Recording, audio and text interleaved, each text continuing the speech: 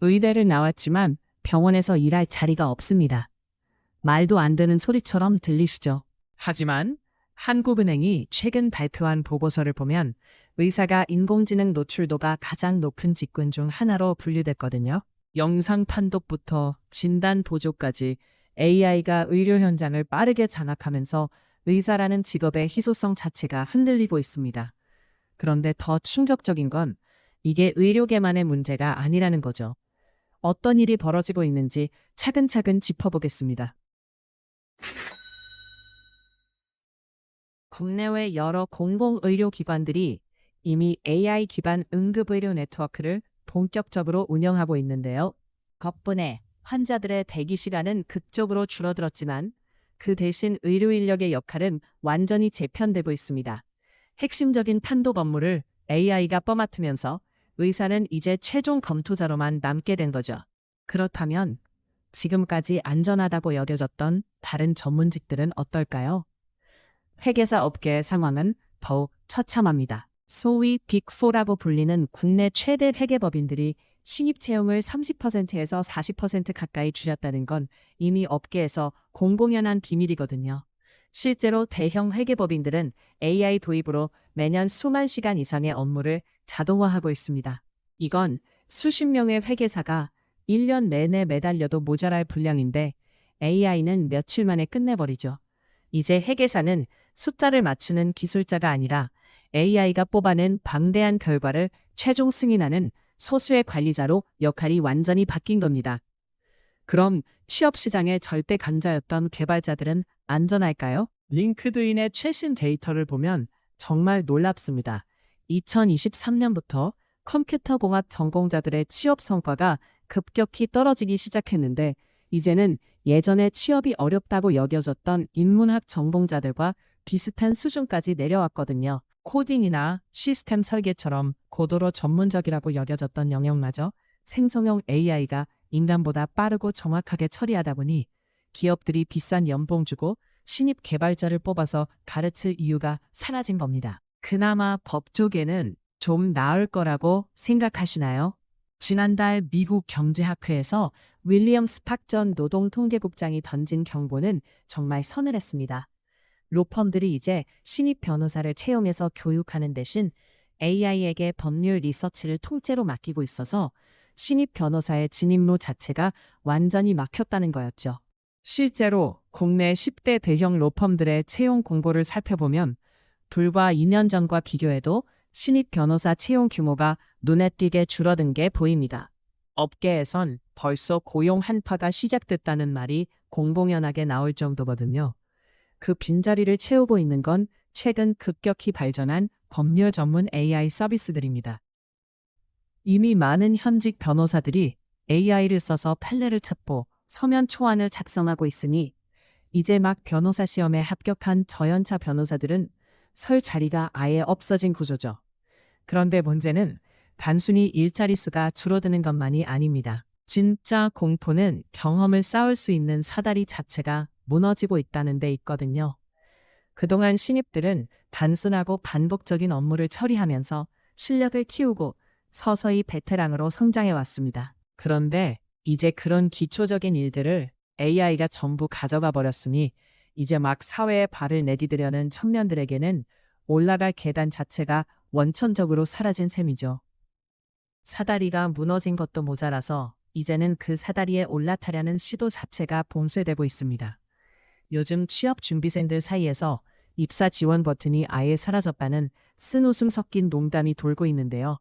단순히 자리가 줄어든 게 아니라 신입사원이라는 존재 자체가 기업들에게 일종의 부담으로 여겨지고 있는 게 현실입니다. 클로드를 만든 엔트로픽의 CEO는 얼마 전 정말 서늘한 예측을 내놓았죠.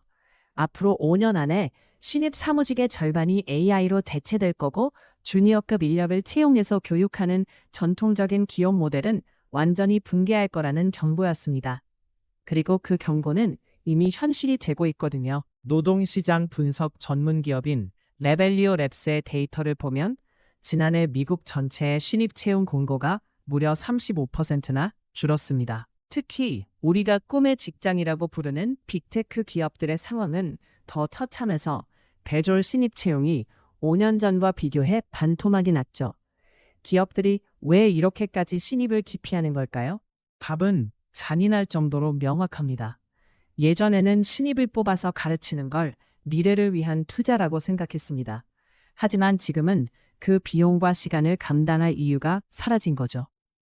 엑셀 정리하고 데이터 수집하고 보고서 초안 잡는 사원급 업무를 AI가 인간보다 수백 배 빠르고 정확하게, 그것도 24시간 쉬지 않고 불평 없이 해내고 있으니까요.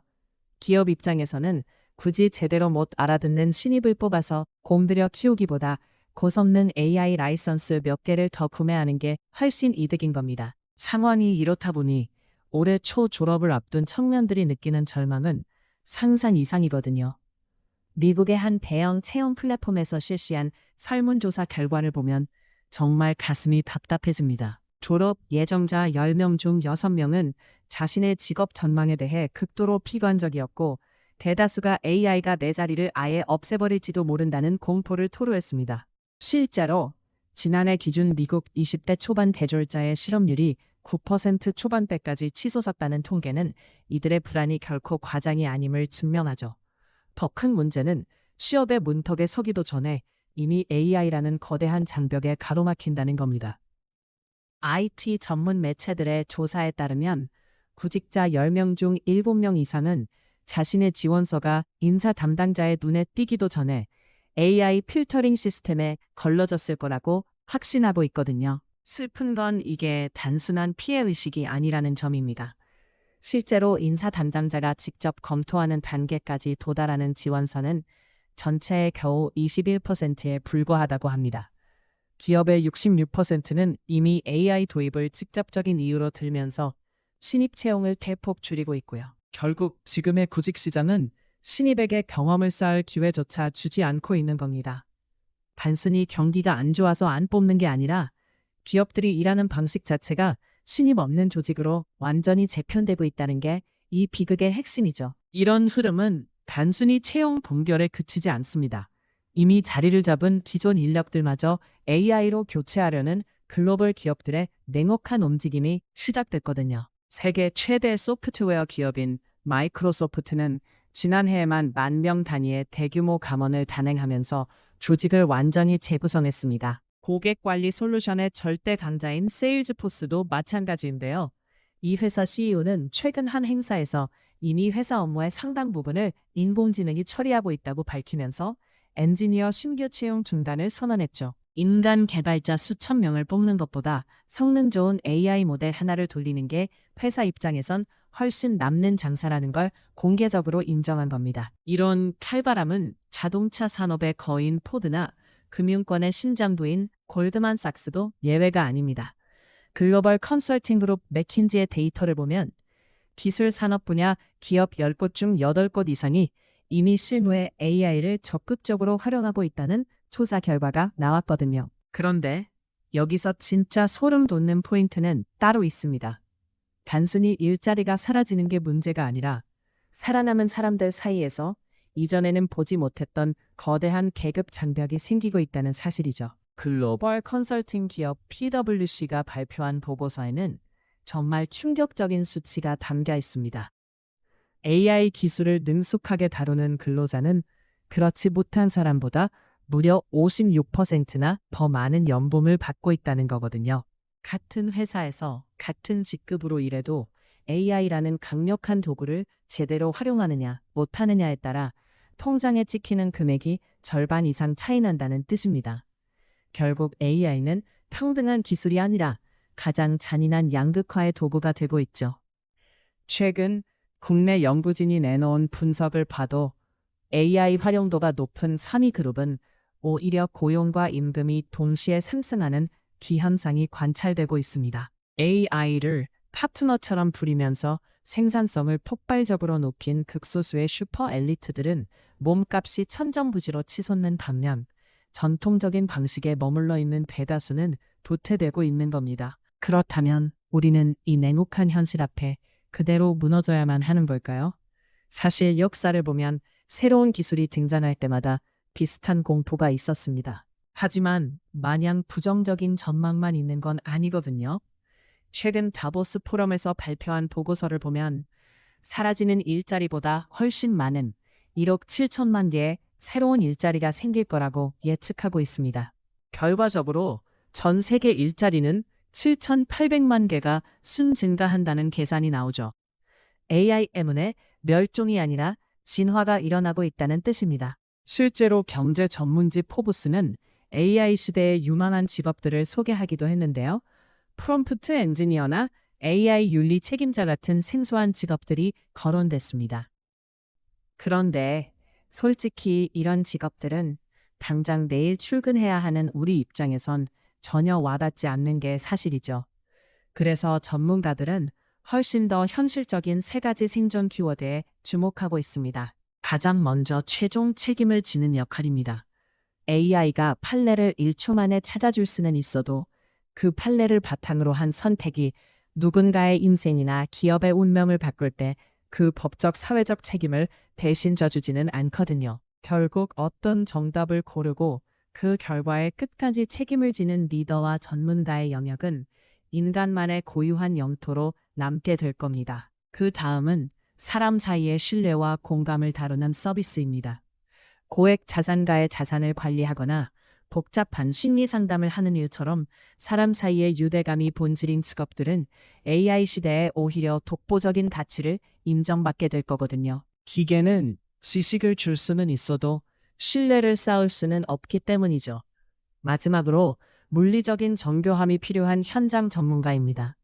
물론 미래에는 육체를 가진 피지컬 AI가 등장하겠지만 전문가들은 이 분야가 가장 마지막에 대체될 거라고 입을 모읍니다.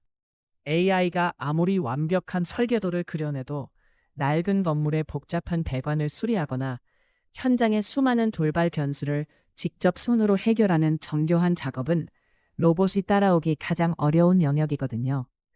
결국 현장을 장악하고 문제를 실질적으로 해결하는 숙련된 손끝의 가치는 갈수록 귀해질 수밖에 없습니다. 어차피 다 대체될 텐데 무슨 의미냐는 허무함이 들 수도 있겠지만 인공지능이 인간을 대체하는 게 아니라 AI를 제대로 부리는 사람이 그렇지 못한 사람을 압도하는 시대가 된 겁니다. 그 변화의 파도를 누가 먼저 타느냐의 싸움이 이미 시작됐죠.